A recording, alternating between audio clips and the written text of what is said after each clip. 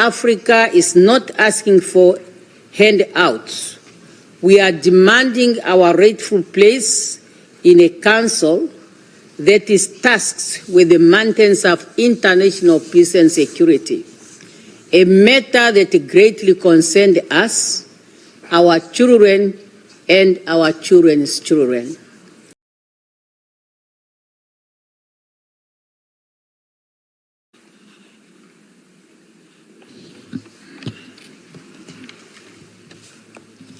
Thank you, Your Excellency Julius Maad Bio, President of the Republic of Sierra Leone and Coordinator of the African Union Committee of 10, Heads of State and Government on the United Nations Security Council reform, Your Excellency Joao Manuel Lourenço, President of the Republic of Angola and Chairperson of the African Union, Chairperson of the African Union, Your Excellencies, Heads of States, ladies and gentlemen. 20 years ago, African leaders have agreed and adopted the African Common Position on the reform of the UN Security Council, thus become a roadmap, well-known document, Ezulwini Consensus and the Sahel Declaration. Subsequently, a committee of 10 heads of state and government of the AU was set up to spearhead the African Common Position. Today, we are here to reflect on the work we have started 20 years ago. Those pivotal documents, born from our collective desire and unwavering commitment to Africa's progress and unity, have played an instrumental role in further shaping our continent's vision to being a dynamic force in the global arena. Your Excellencies, the 8th anniversary of the United Nations is an opportune time for us to reflect on the values and the principles upon which this organization is grounded. Our repeated call for a United Nation that is fit for purpose, representatives and reflects of a present-day reality has become imperative.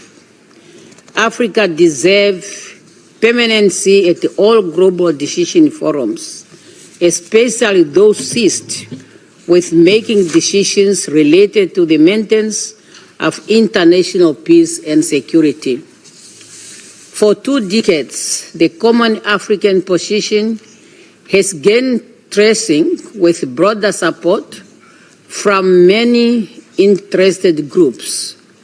This is our reminder that our quest to redress historical injustice and advance equality for a more inclusive and representative Security Council is just and commonly shared.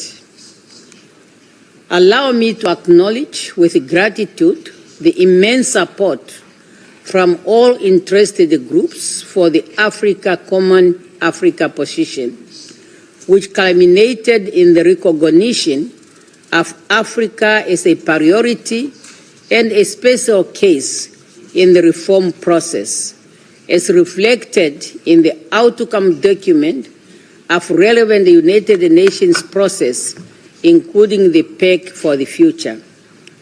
While the reform process continues, Africa should be proud to have sustained a unified voice within the intergovernmental negotiation since the inception of this process. As we prepare to submit the Africa model on UN reform, we call on the 5 permanent members of the UN Security Council to lend their support to us, to stand on the right side of history, and to ensure justice for future generations. Africa is not asking for handouts. We are demanding our rightful place in a council that is tasked with the maintenance of international peace and security, a matter that greatly concerns us, our children, and our children's children. Chairperson, as I conclude, I wish to state that 2025 also marks the 30th anniversary of the Beijing Conference on Women and the 25th anniversary of the UN Security Council Resolution 1325 on women, peace and security.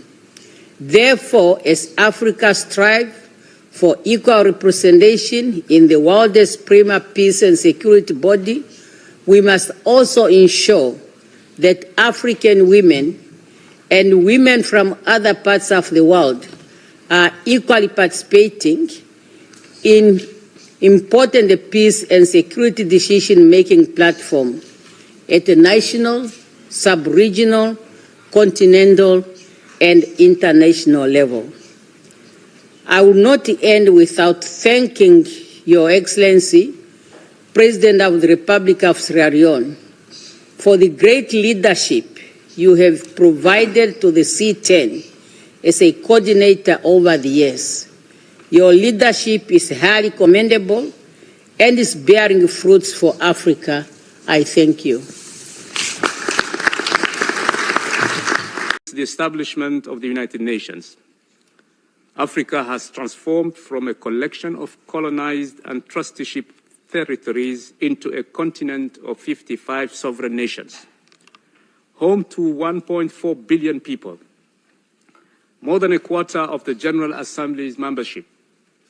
Africa hosts the highest number of UN-mandated missions, contributes to the largest contingents to UN peace operations, and bears the social and economic cost of conflict more than any other region. By 2050, Africa's young people will represent a third of the global workforce. Yet Africa remains the only region without a single permanent seat on the Security Council. This imbalance is no longer acceptable. The Ezulwini Consensus and the Sirte Declaration remain the cornerstone of the African common position. They are built on fairness, legitimacy, and justice. They also reflect the objectives of our Constitutive Act and Agenda 2063 to ensure Africa's rightful place in global decision-making and to defend African common positions on all matters of concern to our peoples. We take note that many world leaders, the UN Secretary General in our common agenda, and even the 2024 Summit of the Future have recognized the need for the Security Council to be reformed. We acknowledge support from the Caribbean and the G77 plus China. Yet, despite this rhetorical support, Africa's legitimate demands, including full veto rights, remain unmet. Progress has been painfully slow. Your Excellencies, 2025, the 80th anniversary of the United Nations, must be a turning point. The African Union, through the C10, calls on the General Assembly to act decisively. The reform of the Security Council is not a matter of convenience, but of necessity, essential for the credibility of multilateralism itself. On this landmark occasion, we therefore issue a call to all UN member states, and especially the permanent members of the Security Council, to engage earnestly in the reform negotiations and to honor the African common position. Correcting this historic injustice is indispensable to the legitimacy and effectiveness of the United Nations in the 21st century. In conclusion, I wish to invite Your Excellencies to enrich our deliberations today so that this 7th summit becomes a milestone in our common struggle. Let us reaffirm with one voice that Africa will no longer wait on the margins of history. I thank you. On United Nations Security. Your Excellency, Chairperson of the African Union Assembly, Your Excellencies, Heads of State and Government of the African Union Committee of 10 on United Nations Security Council, representative of the President of the 80th United Nations General Assembly Session, Chairperson of the African Union Commission, Excellencies, distinguished ladies and gentlemen, I'm honored to welcome you to the 7th Summit of the African Union Committee of 10 on Security Council Reform, a gathering of great historical significance. We convene at a critical moment in our collective fight for justice and equity in global governance. This year marks 20 years since Africa's leaders adopted a common African position articulated in the landmark Ezulwini Consensus and SADC Declaration of 2005. Then, Africa spoke with one voice, demanding no fewer than 2 permanent seats with all the rights and privileges of current permanent members, including the veto, and 2 additional non-permanent seats. This was not a plea for favor. It was and remains a demand for justice to correct a historical wrong. When the UN was founded in 1945, most of Africa had no voice. Today, Africa remains the only continent without permanent representation, despite African issues dominating the Council's agenda. This exclusion, a relic of bygone era, is a profound injustice. Decisions about Africa must no longer be taken without Africa. Excellencies, over the past 2 decades, guided by the Ezulwini Consensus and SADC Declaration, the C10 has been the custodian of Africa's demand. We have carried Africa's voice to every region, every forum, and every negotiation. Our greatest achievement has been our unity. Despite our diversity, Africa has remained steadfastly aligned behind a single, principled position. That unity is our strength. No reform can succeed without a united Africa. Through tireless advocacy, Africa has secured recognition of its case as both a priority and a special case. This recognition is firmly enshrined in UN outcome documents, including the 2024 Pact for the Future. The C10 has built strong global partnerships. Today, Africa's inclusion is universally acknowledged as indispensable to any credible reform. Even the permanent 5 have in different ways publicly affirmed Africa's legitimate claim. Recently, the Freetown Retreat and Lusaka Ministerial Meeting produced the African Union Reform Model, a comprehensive, united, and actionable framework for structured dialogue in the intergovernmental negotiations. These accomplishments reflect Africa's resilience, solidarity, and determination. For 20 years, no African state has broken ranks. That unshakable unity has transformed Africa's once marginalized demand into a centerpiece of global reform debate.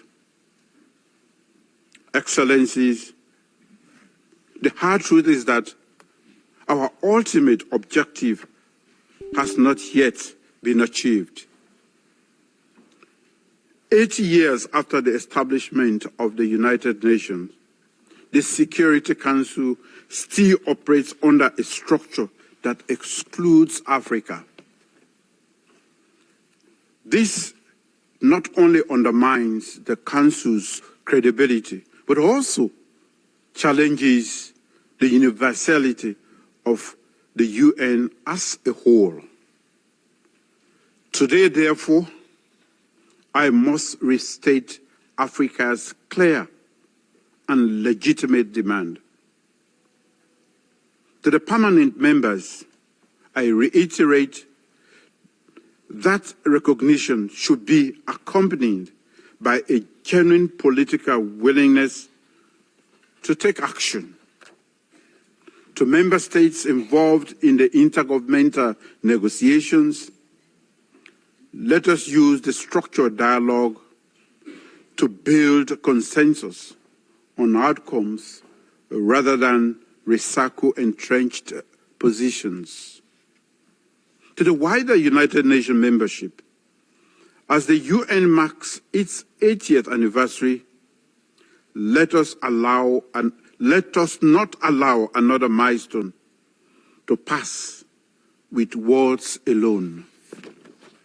The Pact for the Future gives us the mandate. The Africa reform model adopted by C10, rooted in Ezulwini and SAT common African position, provides the blueprint for reform. The momentum is here.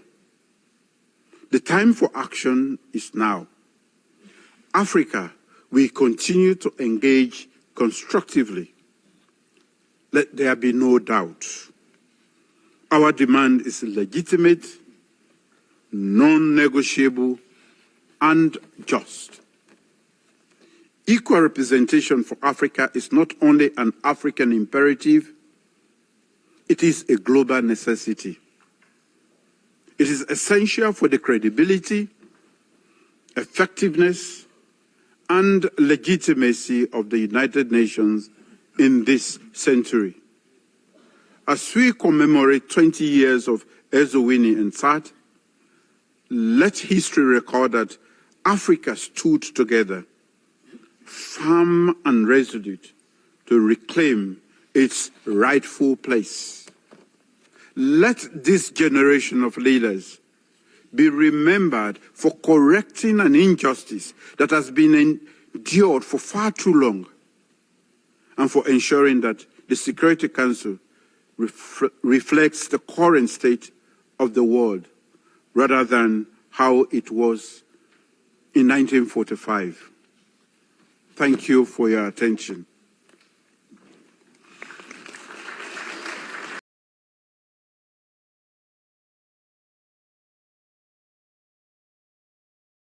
That established the common African position on Security Council reform, alongside the 80th anniversary of the United Nations, we are called to reflect on our long and determined journey towards a just, democratic, representative, and effective international order. I urge us to move forward with clarity and purpose on three urgent priorities. Number one, we must amplify Africa's voice in every forum, carrying this agenda into bilateral, regional, multilateral engagements so that Africa's message can resonate in every space that we find. Secondly, as the world questions whether the United Nations remains fit for purpose, and I think there is a very big debate about it, we must insist that Africa's continued exclusion is unacceptable and indefensible. At 80, the UN's credibility will be judged by whether it finally recognizes and delivers justice and representation for the 1.4 billion people of the African continent. And third, we must stand united in defending the common African position. To deviate from or dilute it would betray the trust of the very people that elected us. Unity is our greatest strength, and in one voice we must uphold this position with unwavering clarity. Excellencies, Africa carries a disproportionate share of the Security Council's agenda and is among the largest contributors of the UN peacekeeping. Yet we remain the only continent without permanent representation. This historic injustice must come to an end sooner rather than later. Beyond asserting our right, we must be clear about what we seek and how to achieve it. Securing Africa's rightful seats is our common demand. But we must also be prepared to shoulder the responsibilities that come with permanent membership, including how we will choose our representatives. This is a delicate and complex undertaking, but also an opportunity to show Africa's maturity, cohesion, and a vision for an effective international order. We must therefore begin this essential conversation as of immediate. Only then will Africa be taken seriously, and only then can our collective aspirations translate into meaningful global influence. As heads of state and government, we have made a solemn commitment. Our unity is a guarantee of progress, and our shared determination the safeguard against any delay. Kenya reaffirms its unwavering commitment to the common African position. We stand ready to work with the C10 members, the African Union, and the broader UN membership to ensure Africa's demands are no longer deferred. I thank you for your attention.